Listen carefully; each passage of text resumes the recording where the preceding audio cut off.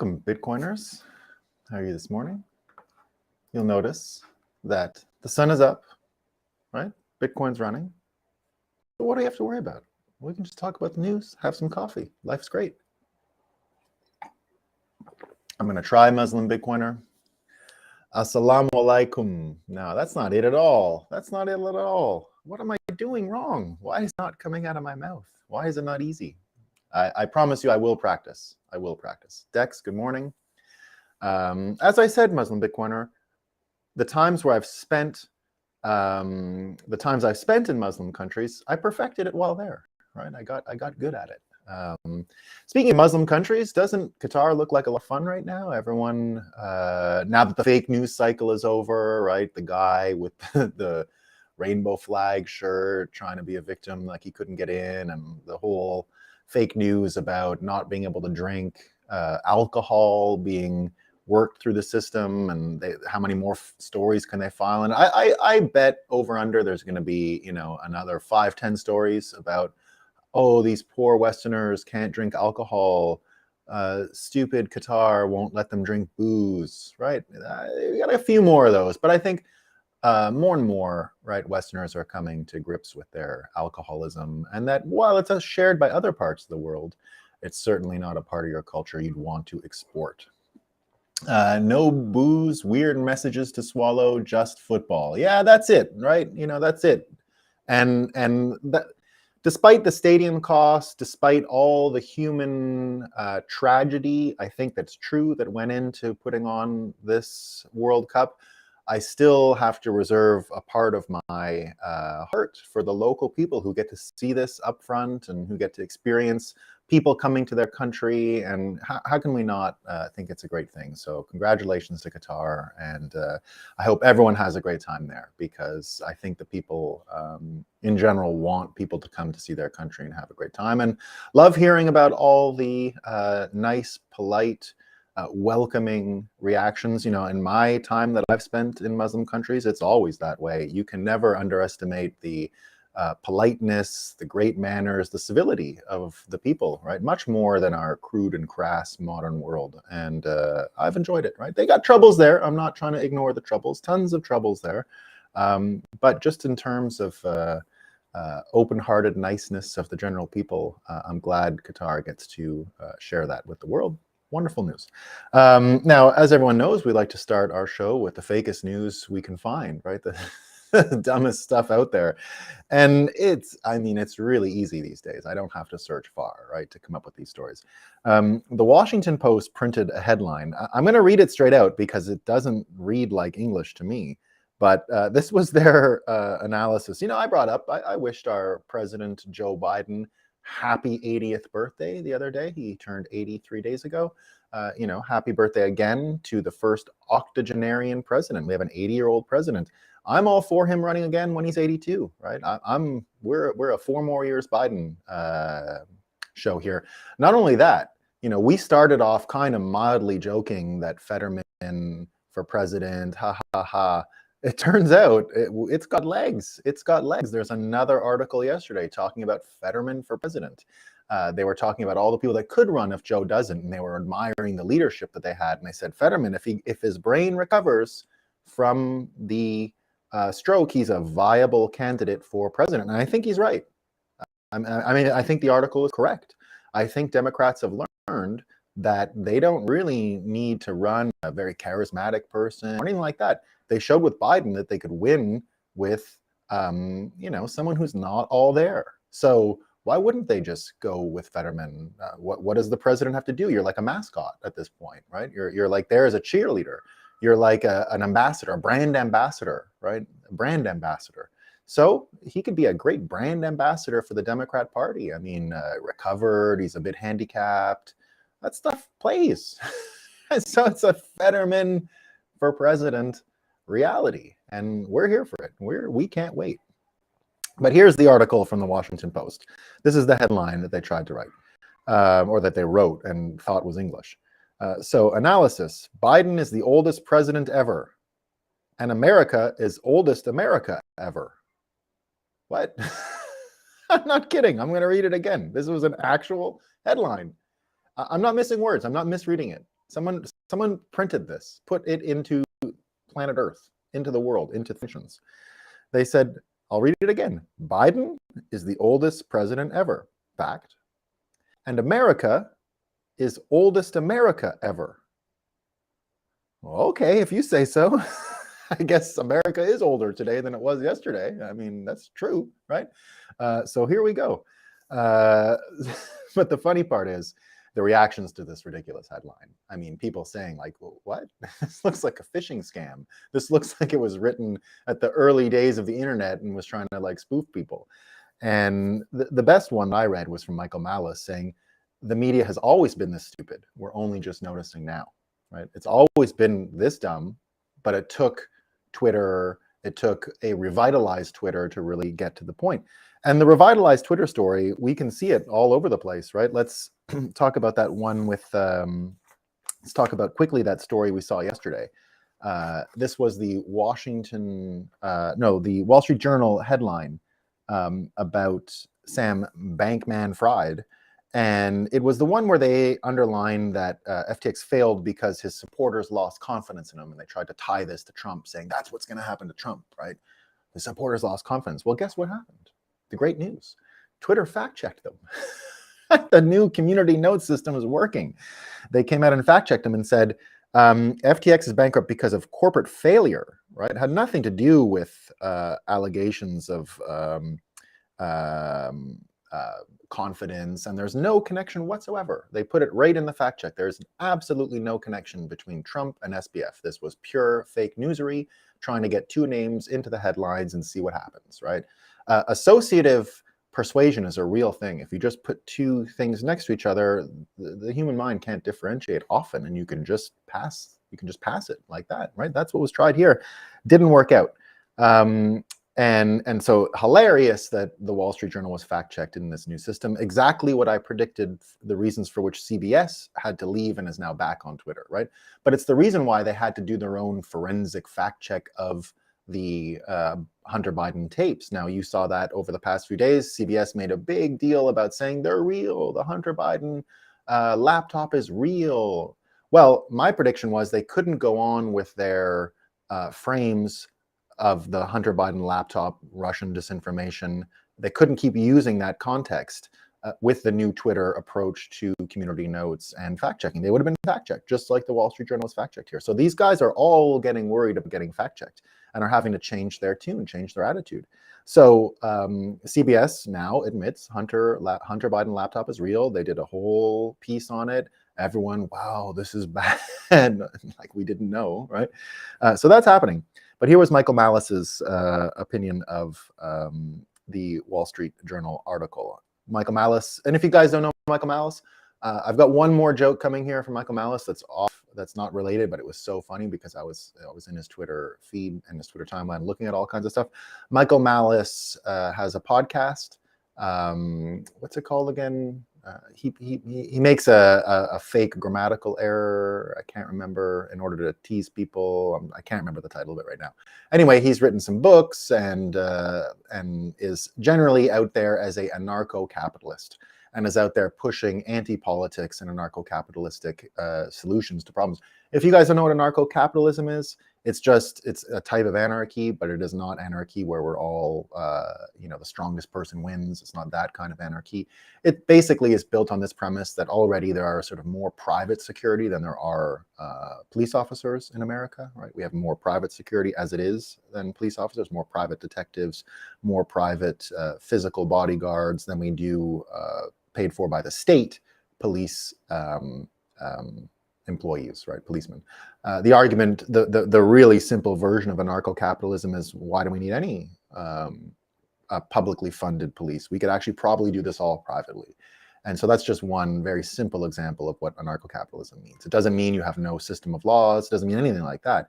It just means that where you could be using a public provision, public employees, any of those things, you just replace it with free market institutions and for hire entities. So, for example, we have a very anarcho-capitalistic approach now in America to our highways, right? We use private contractors that bid and the public pays money for it. But nevertheless, these are private companies just trying to build infrastructure. So that's just one very simple example. So that's Michael Malice. So Michael Malice comes in and comments on the Wall Street Journal article about SBF and that whole thing about how he lost the confidence of his supporters, and then how it was fact-checked by Twitter. So Michael Malice says, to have a social media site where the malfeasance and depravity of the corporate press is called out in real time is a major step forward. Seeing case after case of their antics being identified is enough to red pill a huge swath of people. Now, he says red pill. Michael Malice has not been orange pilled appropriately yet, so he still sees the world in terms of Republican and Democrat a little more than he will soon when he becomes a full-fledged Bitcoiner. So he's definitely not into voting. Just to highlight how anti-democratic he is. This is just funny.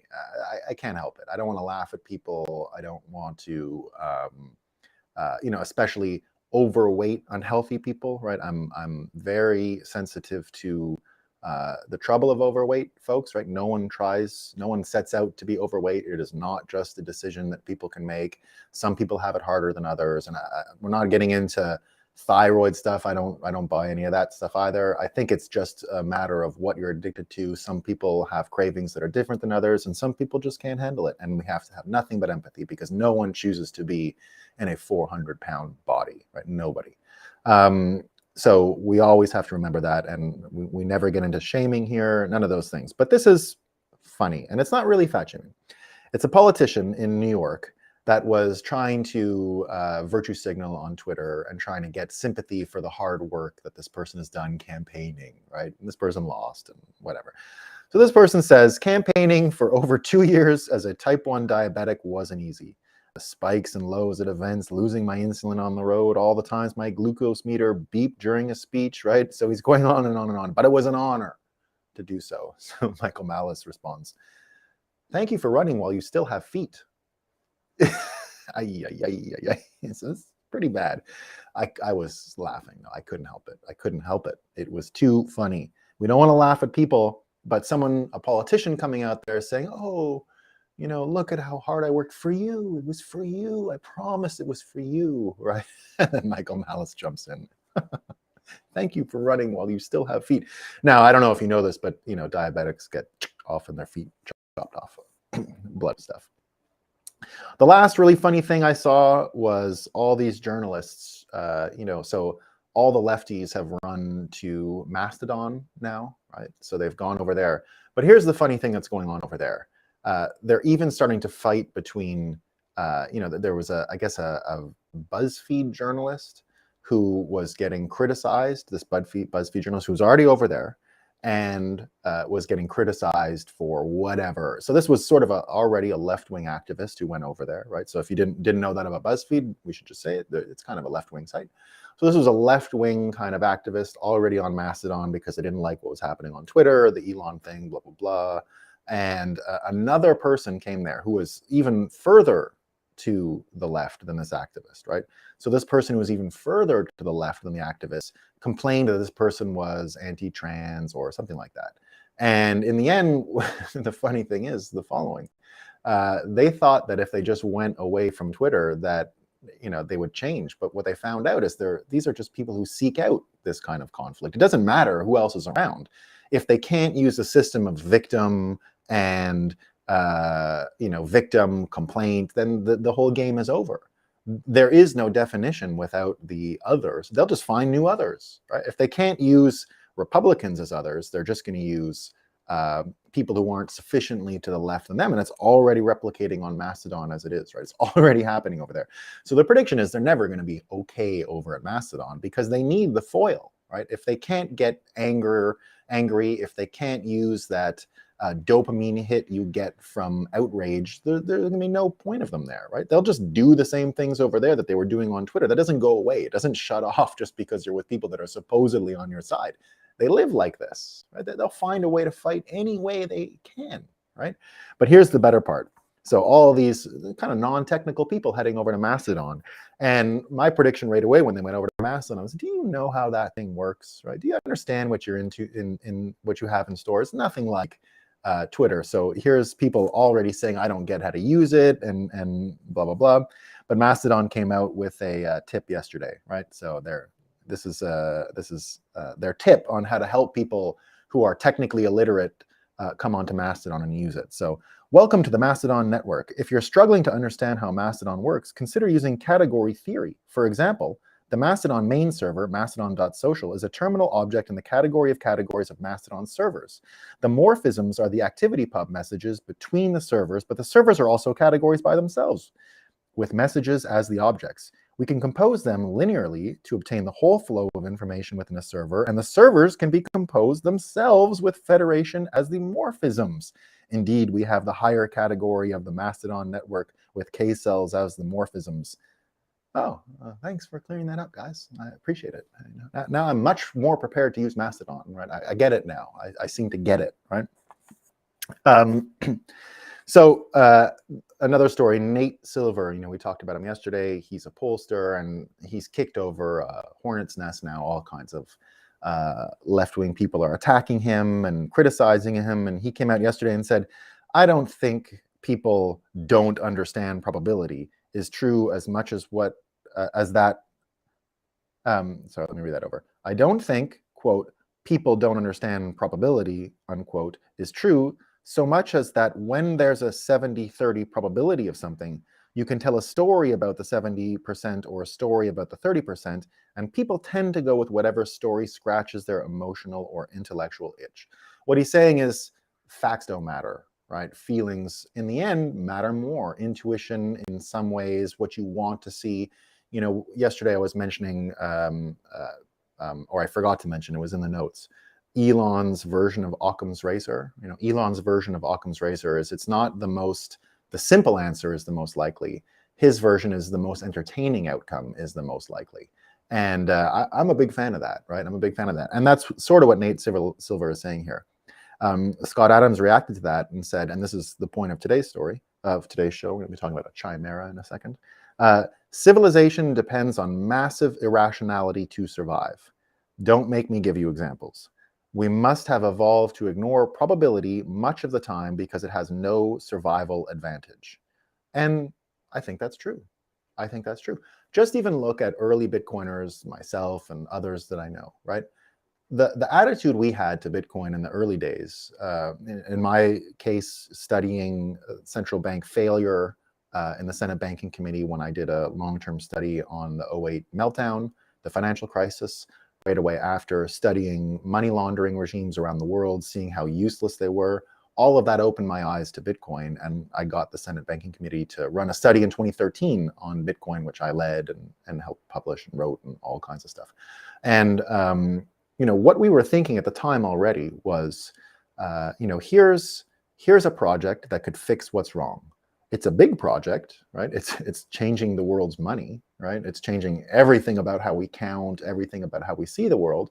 And our attitude was, well, the chances are not great, but I'm free weekends. Like, I can work on this, right? I can work on changing the financial system. I got a bit of extra time, right?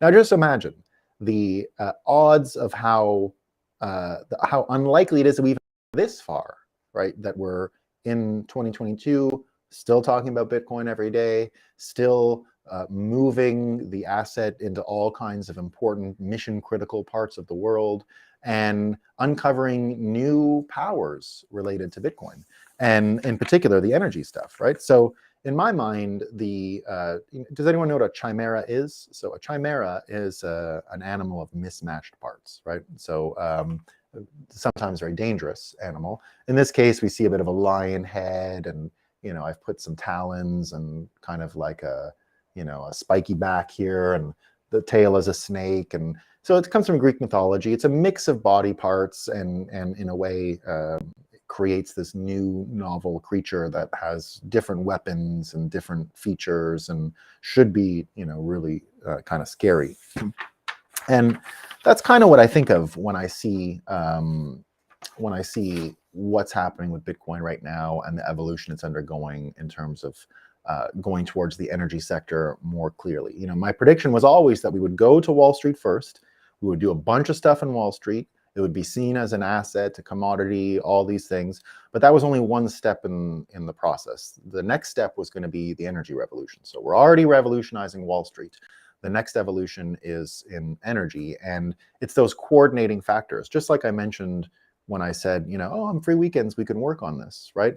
Well, it's the alignment of incentives, of course, that allow the army to grow, that's promoting Bitcoin and intellectually organizing their lives around Bitcoin and finding ways to both have a career, continue to predict and have a vision for the future and populate that vision in a way that's optimistic and a world you want to go to. And all of that stuff is being fueled by Bitcoin more and more and more. So there was never any probability in this case. No one was actually looking, what are the chances of this being successful? It was completely irrational, right? Completely irrational to have approached this in the first place. Just like even today, looking at the world, it might still seem irrational to some that this is happening. One of those people is Michael Shellenberger. We bring up Michael Shellenberger on the show all the time. Michael Shellenberger yesterday wrote a interesting piece on crypto Ponzi's, and lots of people reacting, lots of people jumping into his DMs. But remember, we've always described Michael Shellenberger as one of the leading minds in energy politics in America, and one of the person most responsible for changing and shifting our views on nuclear energy. And when I see the comments he's made and the things he said, right away I see a Bitcoiner in the making.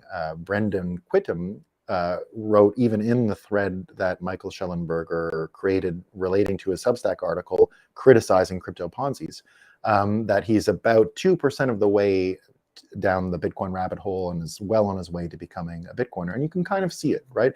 Someone who's so interested in energy hasn't really understood. And I know personally, because I've been messaging him about this stuff. I've been trying to convince him about this stuff. He has never quite seen it, right? I've had a few back and forth emails with the guy, and I continue to try and convince him to come to Miami and Bitcoin 2023 in May 17th to 20th. And the goal really is to get him there to open his eyes to all of this stuff and see exactly what it is we're trying to do. Bud says, sounds clear to any programmer. Never have someone that is an expert in a field explain their field to anyone but experts. Yeah, that's kind of what's going on here, right? That's one way that I see it anyway, right? Now, Michael Shellenberger is someone who can leave their lane. Like, I don't want to be one of these like stay in your lane people, especially with people that are high functioning like Michael Shellenberger. Because don't forget, Michael Shellenberger is as expert on nuclear policy as he is on how to manage the drug problem in America. So this is a person who has many skills, many talents, and can actually leave their lane successfully, I think. Like Elon Musk, right? Everyone says to Elon Musk before, stay in your lane, Elon, stick to rockets and move, technology that moves people, transportation technology, like your trains and your cars, what are you doing in social media? And, look, what else moves people more than outrage on the internet right now, right? Like physically moves people, right? So he's still in the business of physically moving people. He's just, a shorter range of movement, right? Just physical bodies and who goes where. And he's clearly getting a lot of people to go to Twitter, right? Twitter users growing all the time. So this blind spot that Shellenberger has was alluded to yesterday by Saz Mining. So I don't know if you guys know this Saz guy, but he's not a huge account on Twitter yet, but very focused on energy, and someone I've been following for a little while now, and someone who I'm going to bring to Bitcoin 2023 in Miami, May 17th to 20th. So here's what he said. He tweeted yesterday, Satoshi's second revolution is humanity's relationship with energy. It's happening before our eyes. And his conclusion is Bitcoin mining subsidizes renewable energy projects, helps bring online stranded energy sources far from civilization, and turns what would have been toxic and climate change-inducing waste into digital gold. So again, it's the chimera here is not just the Wall Street piece. It's that it's starting to help coordinate other industries. A really important one that it's helping coordinate is the energy industry, and that's what's going to change, right? Once the energy industry has these external forces removed, once the obfuscation, once the things that aren't transparent to us are removed from the equation, and the energy companies are needing a new alignment, not just a political alignment, not just whoever's closest to the aircraft carriers, not just whoever's closest to the money printer, not just whoever's closest to the regulators, but indeed whoever's closest to profit, real profit, not profit that's contrived through all of these holes in legislation or schemes created by clever regulators and in the know policymakers, and coordinating it to that extent is going to be a big help. The other piece of coordination remains news. Now we've got what Elon is doing with Twitter is just an example, but forget for a second the platforms. Just think about the people. Without corporate media in the way, you're going to get more and more journalists like here. I'm not even a trained journalist. I've just been working in the field for a long time and have a take on the news and want to share it with people. But we've been way closer and more accurate and more on top of the SBF story than anyone else out there. It's not even close, right? It's not even close. They're still publishing articles where they try and frame it as a loss of confidence in order to shit on Donald Trump, right? We understand what happened with the SBF case. It's just fraud. It's just a straight up Ponzi, stole from users, right? You don't have to, you don't need all the ink spilled from mainstream media to now understand what's going on. We have a very clear picture, right? And when you think of those sort of melting ice cubes, the Kanye West story from yesterday sort of ties it all together about what's happening in America and China. Because when I think of this chimera, right, when I think of the connection and the different things that Bitcoin has going for it, energy, news, all the coordination that comes from incentive alignment and what's possible when you have incentive alignment, what can be done, right, against probability, what can be done in those conditions. We start to see that both America and China are in for big change. And for some reason, it's focused on Kanye West. He has somehow gathered all of these parts in one, and who knows why. I'll explain. So Kanye West announces his candidacy for president 2024. As much as we are a Fetterman for president account, I would say we're a larger Kanye for president account, right? We want to be, that's our first choice, right? I like the Carrie Lake lady too, right? I'd put her up there. Without the, once again, I don't, it's not a joke that I want Fetterman as president. Like, it might sound like a joke, but he's only like my number 3 or 4 candidate, right? So I wouldn't put him at the top, but I'm serious.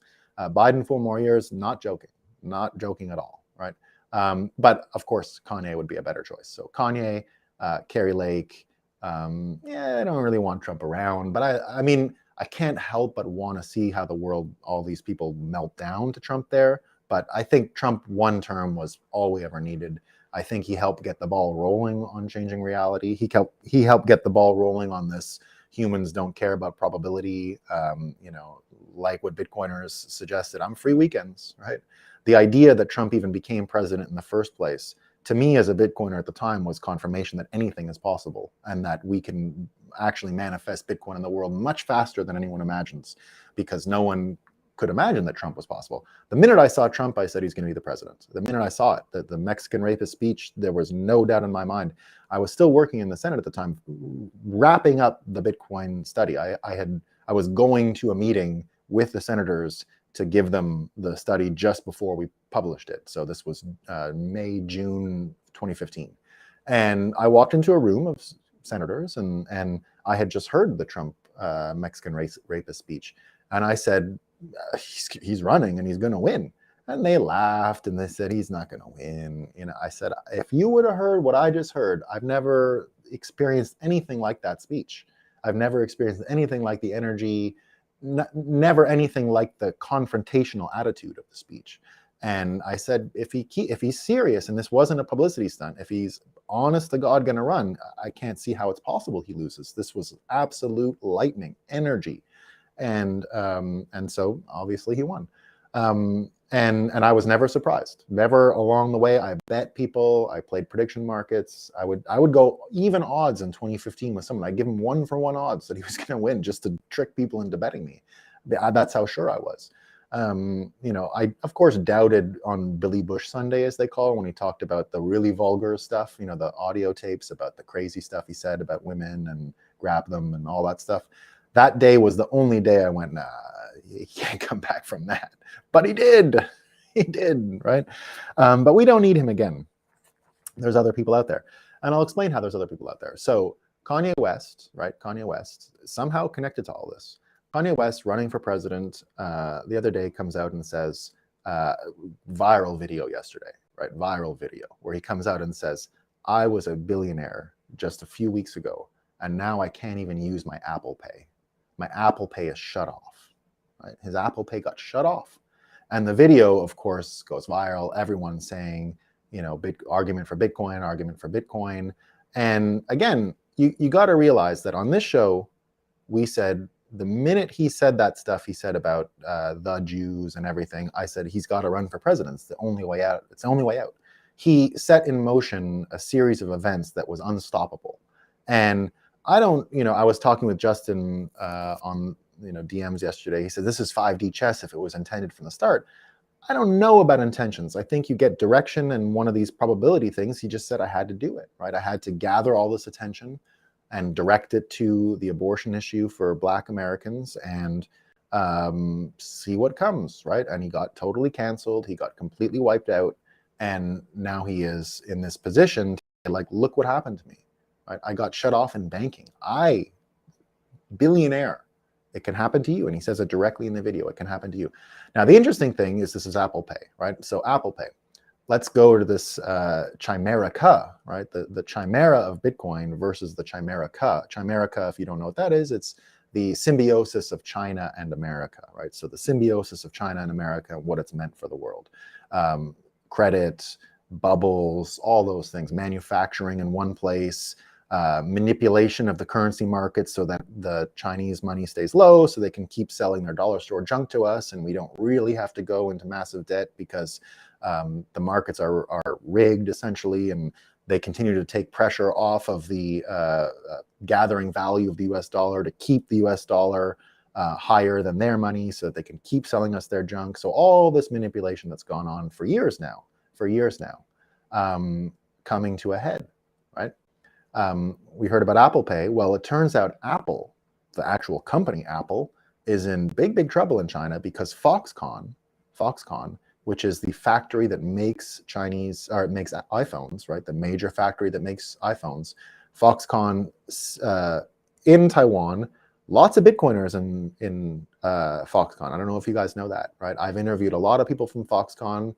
Jack Lee, a fan of this show, runs the Foxconn finance, right? He's a Foxconn financier and a Bitcoin maxi, laser-eyed Bitcoin maxi, comes to all of our shows. What you think of Foxconn is not exactly what it is from what I've seen. And so now we've got Foxconn in China and total riots because of the COVID lockdown, right? So the Chinese police are running in and trying to suppress Foxconn because these things are like, they call them campuses. They're like towns, and these towns house all the people working in them. And you've probably heard the crazy stories over the years. There's like nets outside of the windows because people kill themselves. It's some people exaggerate and say it's a type of slave labor. It might be, I don't know. What I do know is that there's still lineups to get these jobs, right? You have to like line up to even apply for a job and do an interview. They're very sought after jobs. And the mortality rate, as I understand, is true. People do kill themselves because it's a tough work environment. And it's nothing I'm interested in, obviously. I'm not trying to get a job at Foxconn anytime soon. So Foxconn turns out having big trouble. So a couple weeks ago, I'll try and read this here. My thing did not print correctly, so I'll try my best to read it. So Foxconn, on November 7th, Apple says it expects lower shipments of the iPhone 14 models than previously anticipated, following a significant production cut at the Zhengzhou plant, dampening its sales outlook for the busy year-end holiday season. So that's November 7th. November 9th, the Zhengzhou plant continues to isolate its operations and staff despite the lift of a 7-day lockdown for the rest of the industrial park in which it is located. November 10th, Foxconn says it expects smartphone revenue to fall in the fourth quarter and is adjusting production to prevent recent COVID curbs in Zhengzhou from impacting holiday orders. November 23rd, yesterday. Footage on social media of the protests show men wielding sticks, smashed surveillance cameras, and windows. The trigger for the protests appears to have been a plan to delay bonus payments, many of the demonstrators said on live stream feeds. Reuters was not able to immediately verify the videos. So it turns out that all these workers are now smashing Foxconn. They've sent in riot police. Now, remember the context that we've given on this show. We believe that the Chinese economy is nowhere near as large as they said it was, and the demographics are way worse than the public knows. That only Xi really knows what's going on, and that Xi has taken measures to help China survive. Forget about challenging America. They're trying to survive. And it isn't about economic growth anymore. So they've abandoned all economic growth parameters as the measurement for the health of their society. They've embraced chauvinism. They've embraced ethnocentrism. They've embraced the China versus the world attitude. They've also embraced autocratic lockdowns, the likes of which we've never seen in the modern world anywhere. It turns out that they had their first death of COVID yesterday since June, yet the whole country remains, or major portions of the country remain totally locked down. And if anyone still thinks this is about COVID in China, they're mistaken. Whatever's going on there is about managing incredible change that's happening right now before our eyes. And the Apple Pay piece is just part of it, right? Now take Apple in consideration. Apple is now joining with the CBSs of the world, and looks like, according to Jordan Schachtel, which we mentioned yesterday, Jordan Schachtel running a whole story predicting that the advertising assault on Twitter advertisers failed, and the next recourse is going to be iStore exclusion, the same thing that happened to Parler, Kanye West's company, after the 2020 election. And now Apple, looking more and more like this might be true, Apple pulling off its Twitter accounts, right? Just like CBS tried to. Apple now doing the same thing. And some people predicting they're going to try and pull the same move they pulled on Kanye West, but they're going to do it on the Apple Store for Twitter, right? So I think Apple itself is in for a whole hell of a lot of trouble, because this is not the company Steve Jobs left. His wife is spending the money on The Atlantic, and Tim Apple is spending the money propping up China. So probabilistically, very low that Apple is going to have trouble. Probabilistically, according to Nate Silver, not good chances. What does my gut tell me? They're fucked. They're fucked, man, right? They're fucked. Pardon the swearing. We'll see. We'll see. So right away, the payments piece, right? A major part of the Bitcoin chimera, Kanye West bringing to everyone's attention. Again, why I think Bitcoin is going to be a major, major, major issue in the 2024 election. I think policy number one. And again, why I keep trying to manifest the idea of a Bitcoin show on Jekyll Island right before the 2024 presidential election. Jekyll Island being where the bank trust, the bank cartel, the Federal Reserve was created in 1912, 100 and something years ago, 110 years ago. We're going to do a Bitcoin show there. We're going to get rid of the bad vibes, all the terrible shit that happened. Kanye West, I think, is going to be the keynote of this show, and it's going to be amazing, right? We're going to talk about Bitcoin. We're going to talk about the future. It's going to be bigger than Woodstock. It's going to be the biggest gathering of optimistic people the world has ever seen, right? So we're going to do that. So already bringing it into reality by describing the trouble he's had with Apple Store. Now, that's just a part of it. We've got the media piece, right? Let's look at American politics, right? Let's look at American politics again. So yesterday you got Biden, who's now in a whole new gaffe, right? So Biden, they recorded a video, and they tried to make it diverse and politically correct. It was a bunch of children, Benetton colors, kids, right? You got to mention the ethnicity because it's clearly staged to make sure there was sort of one of each coming to Biden. And what does Biden say, right? He leans into the little black boy and he goes, you can steal all these pumpkins, right? So now everyone in America losing their minds, again, Biden just being a complete moron. Everyone laughing at that, right? And everyone, I think, laughing in general at the inability of the White House to do anything coherent and anything that impresses all but their most partisan supporters who will love Fetterman or Biden regardless. And it's still a large part of the population, right? But here's the other connection to Kanye West. So we've got this political situation.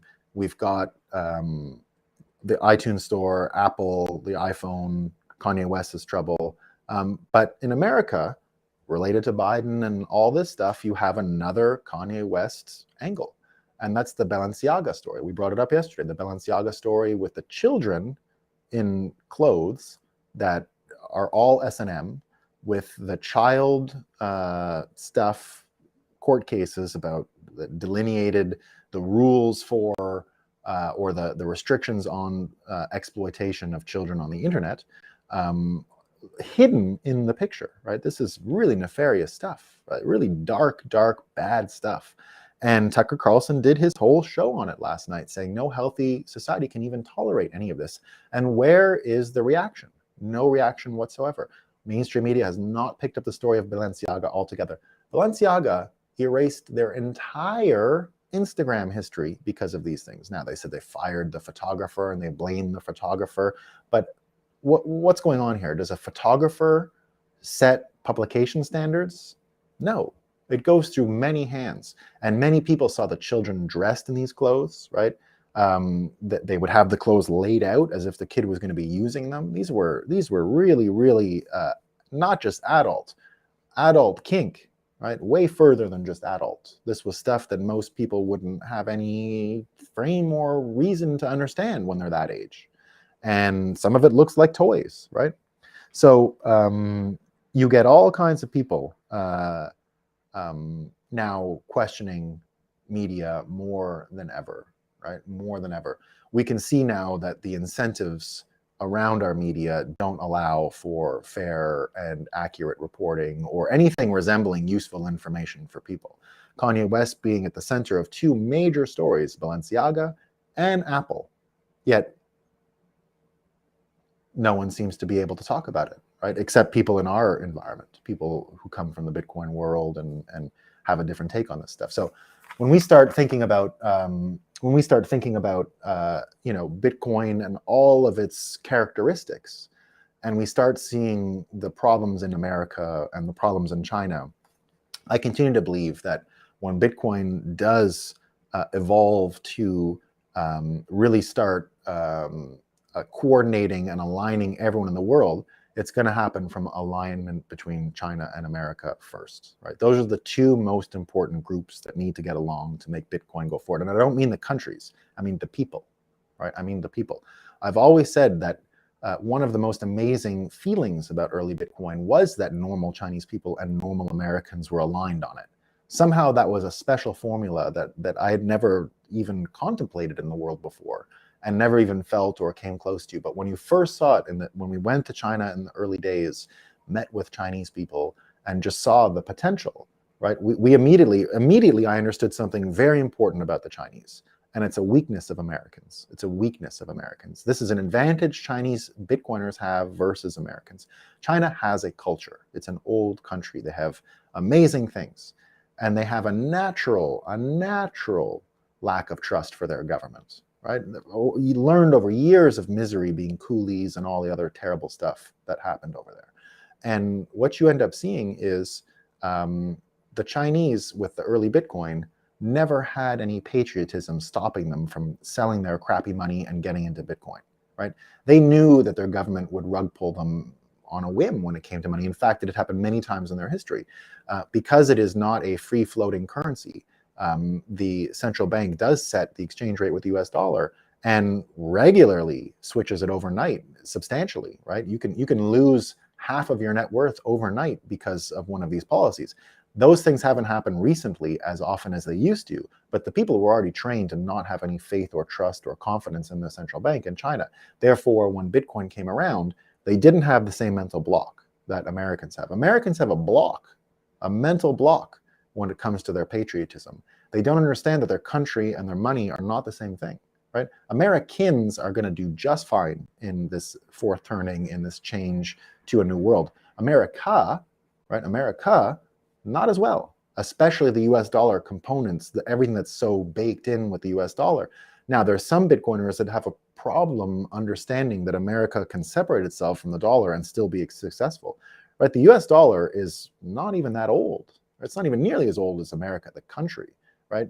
And because America is so young and, you know, often has changed so quickly and radically within one lifetime, right? We've talked regularly about the fourth turnings of America and the 80-year blocks, and how each one of those 80 years, it's an unrecognizable country to the one it had been in the previous 80 years, right? It changes so much, so often, all bottom up, never from someone's bright idea. It just changes from the bottom up and completely alters what it is and was.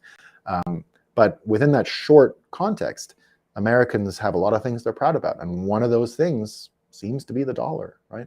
Now, I don't think the dollar is going to die. I think it becomes UBI, and I think it becomes submissive and subservient to the Bitcoin, but it will become a pure policy dollar for consumption for people who were writing fake news and are irredeemable and can't get another job because their minds are too bent and twisted and spent years not even caring about Balenciaga, right? The amount of transparency that's about to come, and the amount of bad medicine for people that never thought it probable that things could be as bad as they might be, is going to be a shock for these folks. So there's a whole lot of mental dislocation about to come up.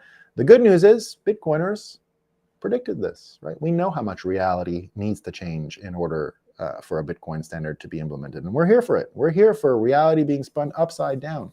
We're here for chimeras smashing Chimerica, right? We're here for that. All right, we got Muslim Bitcoiner, media news and careers. People had to access corporations for these, but now are creating it themselves. Yeah, so one of my largest frames to understand Bitcoin, I learned in early Bitcoin because I came across this guy named Ronald Coase, and the idea is called Coase theorem. So the Coase theorem, he's a lawyer, trained like a lawyer like myself, but was the winner of the Nobel Prize for economics because he wrote two papers, never even a book or anything like that. And the two papers were the theory of the firm and what was the other one? Anyway, it's the same story, and this is why he won the Nobel Prize.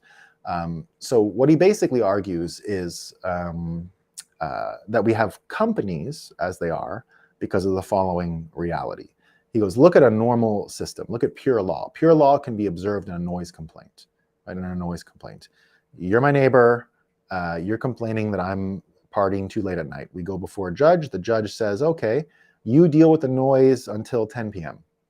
You stop making noise after 10 p.m. It'll come sort of in the middle and do something fair, right? That's a typical way you'd expect the legal system to work. What he found was, in order to get around some of this fairness, certain entities would gather forces, create companies, right? And it would tip the balance over time. And that this tipping of balance was the reason why we had companies in the first place, because you'd want to internalize accounting, you'd want to internalize lawyers, you'd want to internalize all those things. And instead of having them negotiate contracts each time and be independent, you just gather them all under one roof, create a new person out of it. And that person then, that's a company, by the way. A company is a person, a legal person. And a company then participates in the legal system the same way you and I do. But now the balance has been knocked out of whack because you're putting your finger on it with your resources or with your political manipulation or with your influence or whatever it is. So the longest form outlook for Bitcoin, right? The longest form change of hyper-Bitcoinization goes right to this issue, right? It goes right to the issue of the formation of companies. And because it was a coordinating effort, right? It was a coordinating effort that had a natural byproduct of tipping the scale. And you couldn't help yourself, right? I mean, why wouldn't you look for advantages in this case? If you could be 5 people on your block, and now this noise complaint is now being dealt with a governance system that involves the whole block, and everybody's an alcoholic and wants to party, well, the little bugger who was complaining is going to get shut out, right? And the argument that Coase made is that's basically the whole history of Western civilization now. that there have been so many transaction externalities that have been brought inside and internalized in order to manipulate the system, that we live in a world now where we can hardly differentiate between the will of a powerful entity and a powerful company and the will of an individual. They're not even in the same universe. The company will win every time, and the person just has no way to navigate this, right? And the news media, according to what Muslim Bitcoiner says that right there, was the worst of the offenders, right? Because you included editors and publishers, people who are ostensibly offering services in order to make the product better, but were really just more checks and balances, really just more gatekeeping, really just more protecting turf. And here we are, right? Screwed. But not so much. Not so much. Good thing we have Bitcoin and defenders of freedom. All right, team. That's all I got for today. I'll see you guys tomorrow for a Thanksgiving special. Right? Maybe we'll do a shorter episode tomorrow. I've got some cooking and stuff to do, but we're gonna have fun. I'll be here. All right, team. Peace.